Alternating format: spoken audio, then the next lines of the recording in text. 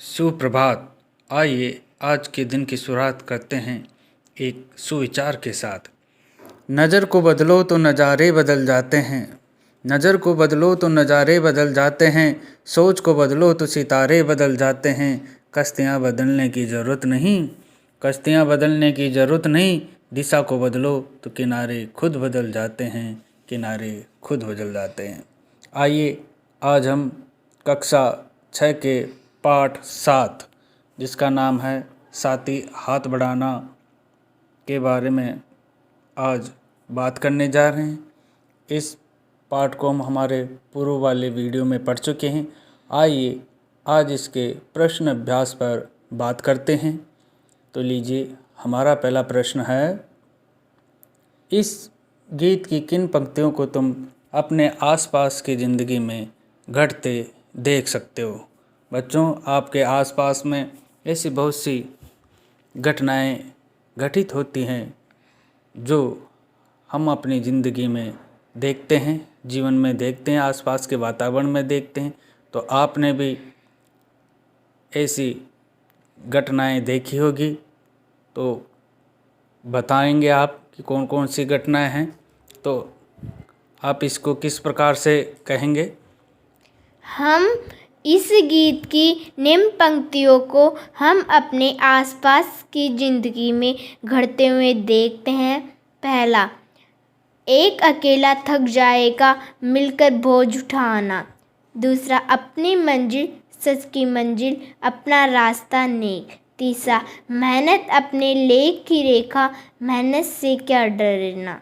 बहुत अच्छी बात, बहुत ही अच्छा आपने इस प्रश्न का उत्तर दिया है।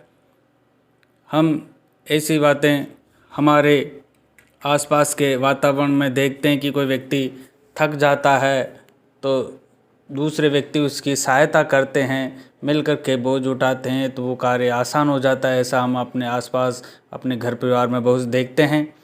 दूसरी बात जो आपने बताई, अपनी मंजिल सच की मंजिल, अपना रास्ता नेक। बिल्कुल सत्यमेव जयते, सत्यमेव जयते ऐसी जो विचारधारा है ये प्राचीन समय से, सनातन समय से चलती आ रही है, जिसे हम अपने आसपास के वातावरण में भी देखते हैं, जीवन में भी देखते हैं।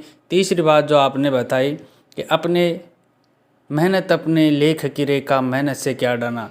मेहनत कर कर के गरीब, मुश्किलों में जीवन यापन करने वाले लोग भी बड़े बड़े महान कार्य करते हैं और महान व्यक्तित्व में उनका नाम लिया जाता है।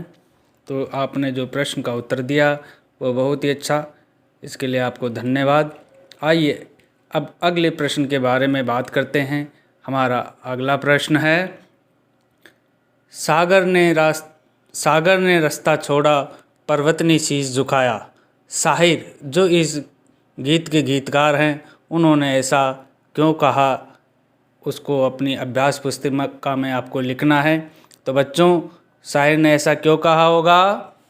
सागर ने रास्ता तोड़ा, पर्वत ने सिर झुकाया। शायर ने ऐसा इसलिए कहा है कि जब मेहनत करने वाले किसी बड़े कार्य के लिए ठान लेते हैं तथा पूर्ण उस उत्साह व शक्ति के साथ उस कार्य को करते हैं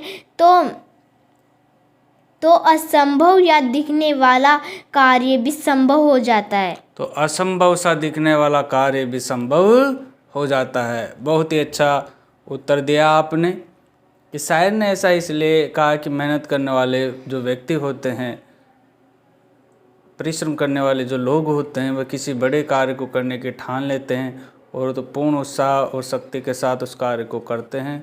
तो असंभव सा दिखने वाला जो कार्य होता है वह भी मेहनत से संभव हो जाता है। आइए अब हम इस पाठ के अगले प्रश्न के बारे में बात करते हैं। हमारा अगला प्रश्न है, गीत में सीने और बाहों को फुला दी क्यों कहा गया। आपने जब गीत पढ़ा है, सुना है, तो आपको इस गीत के बारे में अच्छी जानकारी हो गई है।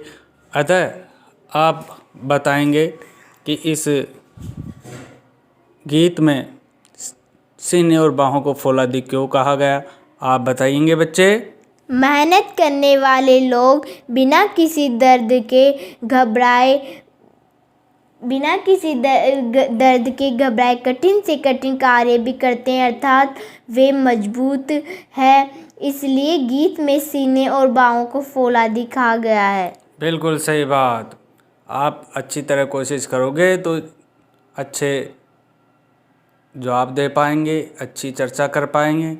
मेहनत करने वाले लोग बिना किसी दर्द से घबराए कठिन से कठिन कार्य भी करते हैं, अर्थात वे बहुत मजबूत होते हैं। इसलिए गीत में सीने और बाहों को फौलादी कहा गया है। तो इस तरह से हमने कक्षा 6 के पाठ 7 जिसका नाम है साथी हाथ बढ़ाना, उसके बारे में चर्चा की है और इसका संक्षिप्त दौरान या प्रश्न अभ्यासों पर चर्चा की है।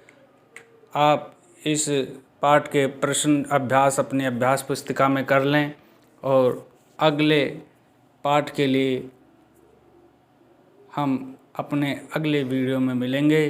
तब तक के लिए धन्यवाद।